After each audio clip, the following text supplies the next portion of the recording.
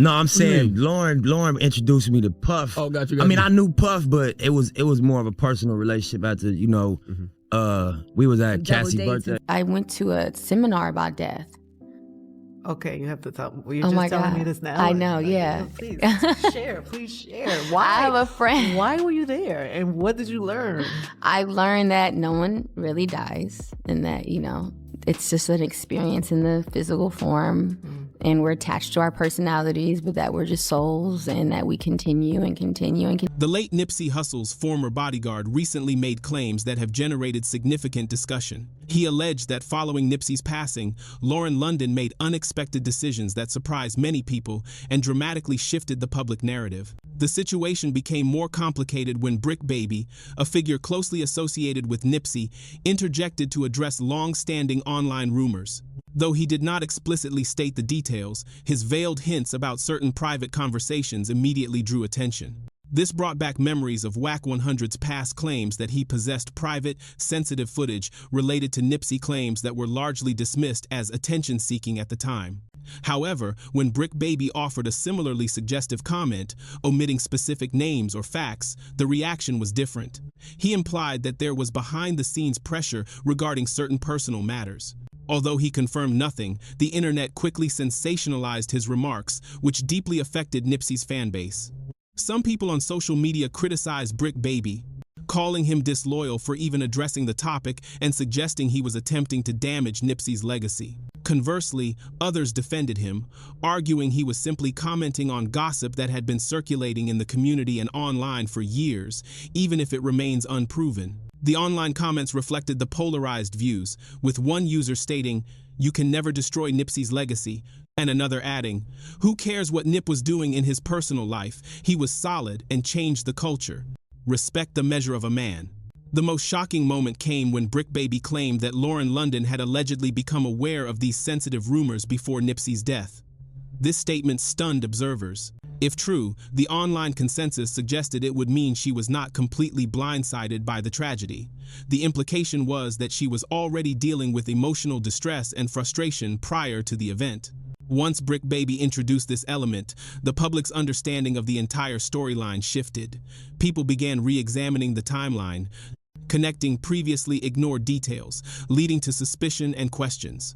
Some viewers felt that the details no longer aligned, suggesting a possibility that certain actions were intentional. This new perspective led people online to revisit rumors regarding Lauren London's alleged connection to Diddy. While the timeline concerning that particular situation has always been ambiguous, the whispers surrounding it have never entirely ceased. A photo of Nipsey engaged in something which I will never put out. Yeah.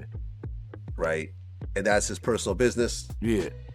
And, based on what Wack is talking, and this is what I mean, like with Wack, a lot of the stuff he says ain't really comes out as true. Yeah. Is what I'm saying. But so what I'm saying is, I didn't see the video that Wack is talking about, but I do have a photo that someone sent me.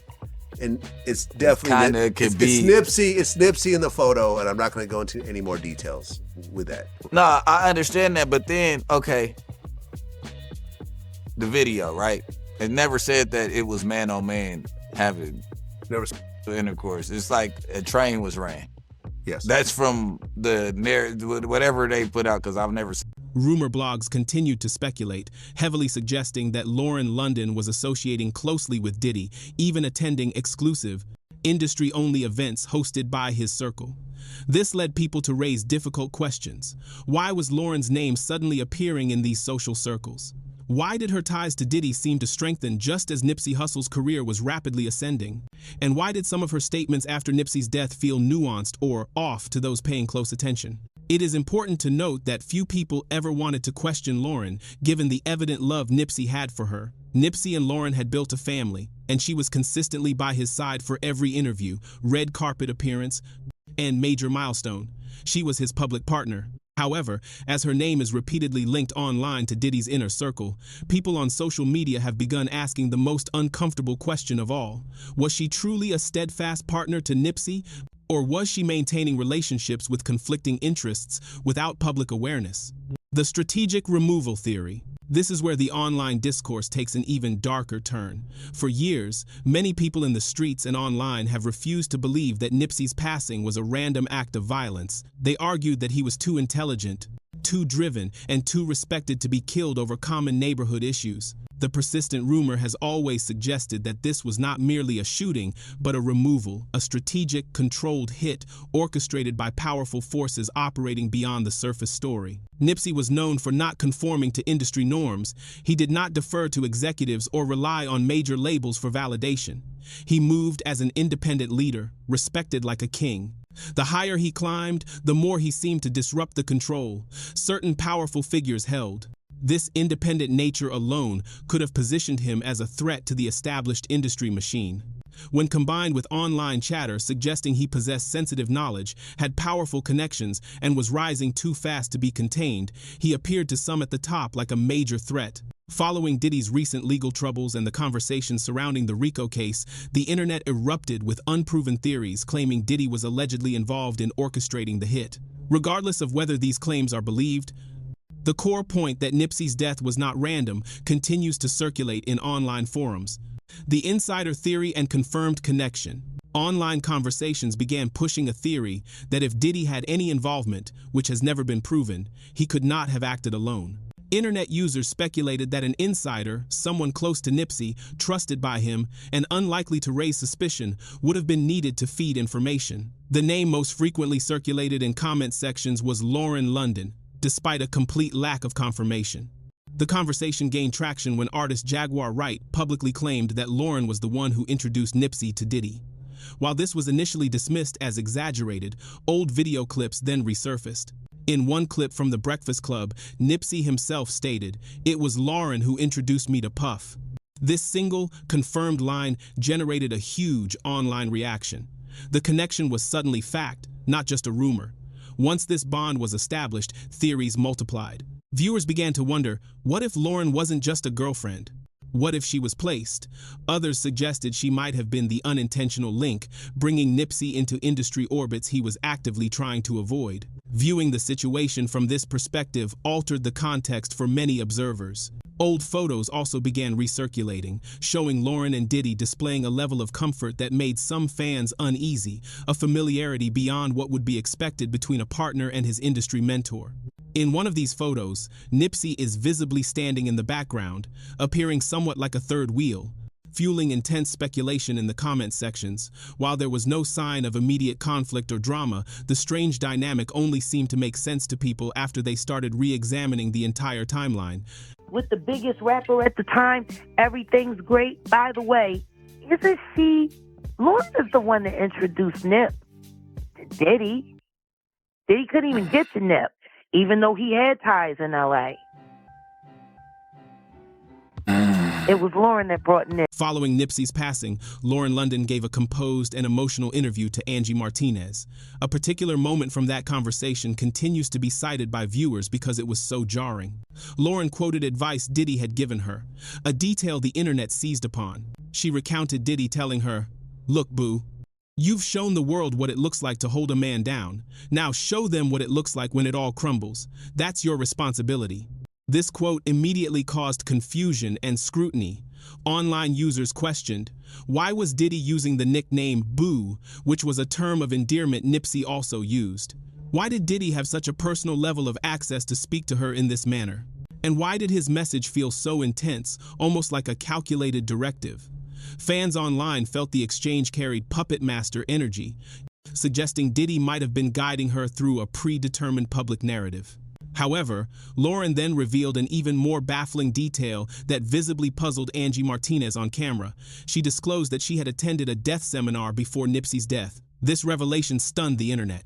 Viewers questioned why someone would attend such a seminar just before the unexpected loss of their partner, speculating she might have been mentally preparing or sensing that a significant tragedy was imminent. This single detail completely changed the tone of the interview, shifting the focus from pure grief to intense questioning of the timing, and the mystery surrounding it continues to fuel debates. The victory lap and life after death theory. Another controversial piece of information was introduced by Gene Deal, a former member of Diddy's security team. Deal claimed that Nipsey once asked Diddy for guidance on how to ensure his album, Victory Lap, carried the same powerful, lasting energy as the notorious B.I.G.'s Life After Death. Deal stated that Diddy even hinted at the idea himself. At the time, this anecdote seemed harmless. But when fans recalled that Biggie's album was released posthumously, the internet began drawing speculative connections, even though there is no evidence to support them. The theory quickly gained momentum across comment sections, and Gene Deal's comments were widely replayed. Deal suggested that allowing Diddy to get involved might have been Nipsey's biggest mistake. Following this alleged interaction, online claims suggested Nipsey began spending significantly more time at Diddy's mansion than in his own studio. Observers watching from the outside began pointing out that during this period, Nipsey appeared stressed, distant, and drained. Fans noted that he seemed to be carrying a heavier burden, sparking a new wave of speculation about his mental state. The street theory, an uncomfortable rise. The pervasive street theory circulating online proposes the following. Diddy allegedly perceived Nipsey's rapid rise, his growing influence, and his success in motivating others toward independent action as a direct threat, making him uncomfortable. To reiterate, this remains internet chatter with absolutely no proof, but it has done nothing to quell the increasingly vocal debates every year. This street talk intensifies with the claim that once Nipsey began moving too independently, certain entrenched figures in the industry began to actively oppose him. Ego. So, you know what I'm saying? Like Nip came to me and said, I want you to mentor me. You know, I want to get into real estate. I want you to teach me all your, you know what I mean? Like your business secrets. You know what I'm saying? I was like, whenever you got questions, pull up. And then on his last album, people do not know this. Somebody tried to jerk me, but I fixed it. I actually am one of the executive producers of Nipsey Hussle's last album. Victory Lap. Yeah, Victory Lap. So a lot of people don't know this. We got them to change it. In Wikipedia, somebody over at the label tried to leave my name out, but he came to me and said, I want you to be a part of helping me finish up this album. And so I was a part of not just the records I was on with him on his last album. He was like, yo, I'm a big fan of like Life After. Online observers noted that Nipsey's mindset was radically independent. He was not interested in being controlled, signing away his creative rights, or conforming to the industry's established, old-fashioned rules. This level of confidence and self-reliance, they argued, made certain powerful figures quickly nervous. Rumor pages began circulating stories about music executives who allegedly wanted Nipsey to comply with their demands, but he continuously disregarded them, remaining focused on his own unique business blueprint. Fans assert that they could visibly notice a change. The more he successfully built his movement, the more the atmosphere around him seemed to grow tense, suggesting an invisible pressure was mounting. People online persistently commented that he appeared burdened, carrying a heavy weight on his mind. Around the same time, earlier clips of Nipsey speaking about ownership, building a legacy, and dismantling old industry systems resurfaced. When viewers watched these interviews again, they felt he was subtly alluding to intense pressure he was facing behind the scenes. Although he never named any individuals, the serious tone in those old conversations caused fans to re-examine all his past statements with a new, suspicious mindset. The core theory, threat to control. The most dominant rumor, which the internet refuses to abandon, is the claim that specific industry figures allegedly wanted to co-opt Nipsey's success to personally profit from his rise, not because they genuinely supported his vision. When he stood firm and insisted on retaining his independence, the theory posits that he fundamentally offended the wrong powerful people.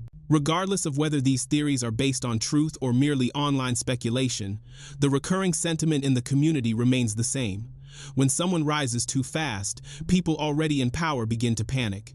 This idea alone has kept the conversation and the speculation surrounding Nipsey Hussle's death burning intensely every year. Now, you taking a spiritual person who's asking for something. He said, I wanted that same feel as life after death. That same feel was that Biggie got, and he went on to sell about 10 million albums or 10 million copies.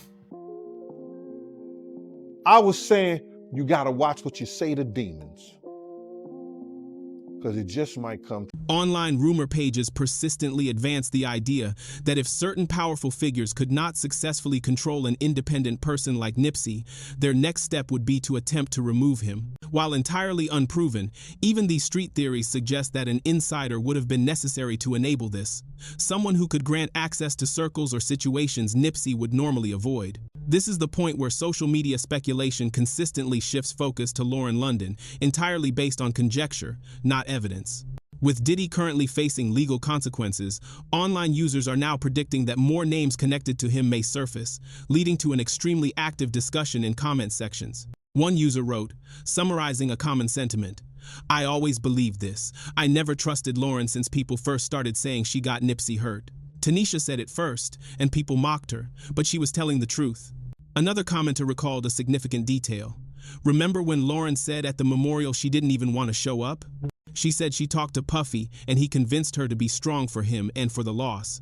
Fans also repeatedly highlight the fact that Sean Puffy Combs is credited as an executive producer on Victory Lap, Nipsey's last album, a detail that further fuels online speculation despite the lack of confirmation. The public discussion has now distilled down to the biggest unanswered questions. Did Lauren London know more about the underlying issues than she ever revealed? Was she simply and genuinely grieving the loss of her partner? Or was there a deeper, undisclosed situation unfolding behind the scenes? With Diddy facing consequences, the speculation continues about whose names the community might start discussing next.